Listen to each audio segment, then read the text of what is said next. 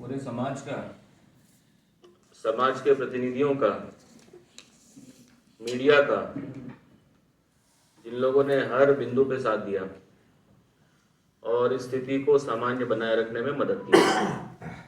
और ये अपने आप में कोई छोटा मोटा बात नहीं है, बहुत बड़ी बात है। क्योंकि आज छत्तीसगढ़ के दूसरे क्षेत्रों में जहाँ पे कि सामाजिक सौहार्द खराब हो रहा है, वहाँ पे भी लोग ये पूछ रहे हैं कि जशपुर में सामान्य कैसे है। तो ये हम सब लोगों के लिए खुशी की बात है और हम सब लोगों के लिए ये गर्व की भी बात है। और इस बिंदु को लगातार बनाए रखना ये बहुत आवश्यक भी है। इस कारण जहाँ एक और अच्छे काम के लिए मैं यहाँ पे उपस्थित सभी अधिकारियों को बधाई भी देता हूँ और धन्यवाद भी करता हूँ, क्योंकि जिनके प्रयास से ये साल बहुत अच्छा बीता। और दूसरा, जिम्मेदारी की भी बात है कि आगे भी इसको इसी तरीके से बनाए रखना है। ये बहुत बड़ा टास्क है, क्योंकि ये चुनावी वर्ष है। आने वाले समय में चुनौतियां बढ़ती जाएगी। इसको सामंजस्य बना के लोगों के सहयोग के साथ में और सभी लोगों को साथ में लेकर कानून व्यवस्था की स्थिति को अच्छा बनाए रखना बहुत ज़रूरी है। और जो प्रतिबद्धता दिखाई है आप लोगों ने, ये प्रतिबद्धता आगे भी कंटिन्यू होगा और करना है। ये मेरी आप लोगों से अपेक्षा भी है और ये मेरा आप लोगों को निर्देश भी है। और ये इस चीज को और इंटेंसिफाई करना है। इंटेंसिफाई करना मतलब अगर मैं 2 किलो वजन उठा सकता हूं तो 5 किलो वजन उठाने की क्षमता और सामर्थ्य हासिल करना है।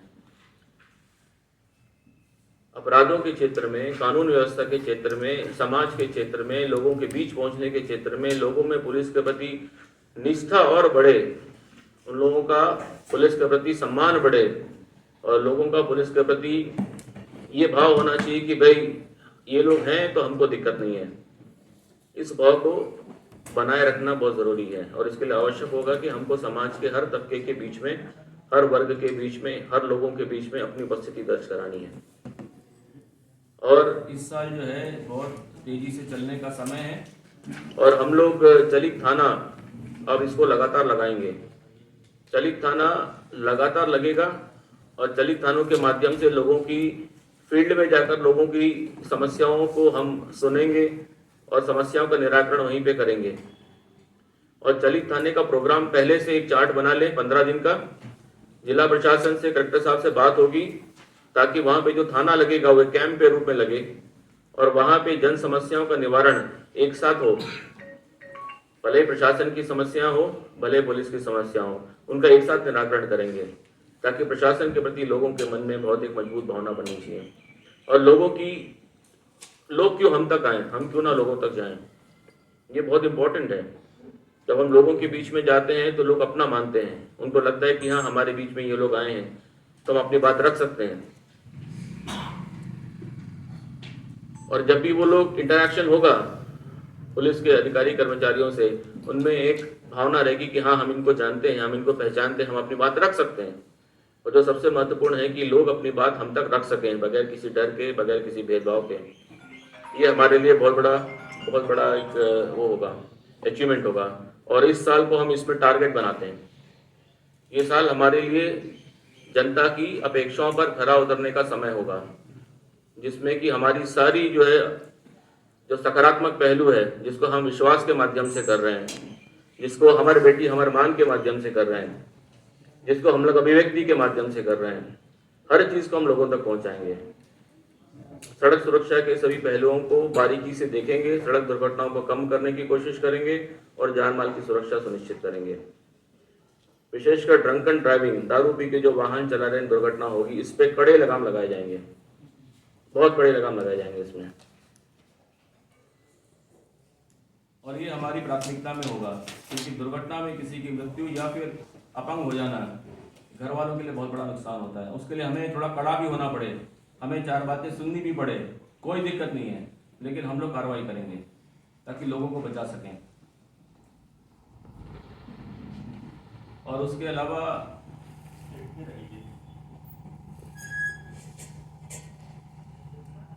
जो नशे के खिलाफ है, भले ही वो गांजा हो, भले ही वो कफ सिरप हो, इनके खिलाफ जो है वो साल 2022 में कार्रवाइयाँ अच्छी हुई हैं, लेकिन केवल कार्रवाई से नहीं चलेगा काम।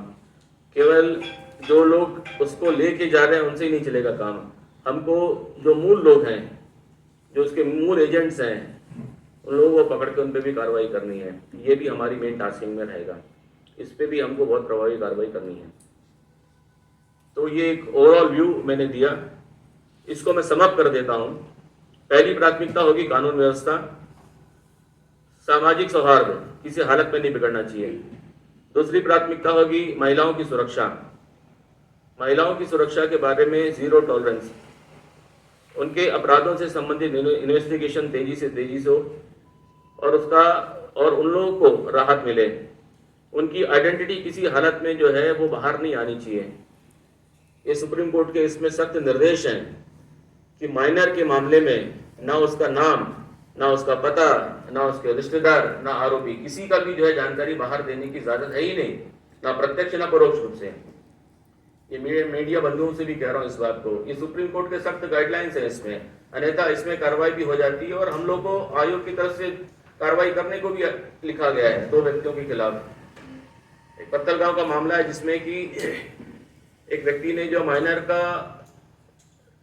आइडेंटिटी उजागर कर दिया जिसकी इजाजत है ही नहीं, तो उसके खिलाफ भी अपराध पंजीबद्ध हो सकता है। नॉन अवेलेबल है, इसको याद रखिएगा आप। इसलिए इस मामले में थोड़ा सा जो भी कार्रवाई कर रहे हैं आप लोग अपने DSR में भी देते हैं, नाम किसी हालत में नहीं देना है। केस डायरी में नाम जो है अप्रत्यक्ष रूप से भी लिख सकते हैं, उसका भी प्रावधान है। सीधे नाम नहीं देना है, किसी को बताना नहीं है, उजागर नहीं करना है उसको, आइडेंटिटी मीडिया के सामने पेश नहीं करना है, दस्तावेजों में लिखना नहीं है सीधे तौर पे। सब है नियम, उसका सख्ती से पालन करना है। और जिस तरीके से सपोर्ट आप लोग का रहा है जबरदस्त है, आगे भी ऐसा रहेगा, आप लोगों से अपेक्षा है। और जिस संयम और धैर्य के साथ में आप लोगों ने काम किया है उसके लिए भी आपका हृदय से धन्यवाद करते हैं, शुक्रिया अदा करते हैं। और ये सहयोग वर्ष 2023 में भी बना रहेगा, ऐसी आप लोगों से अपेक्षा है।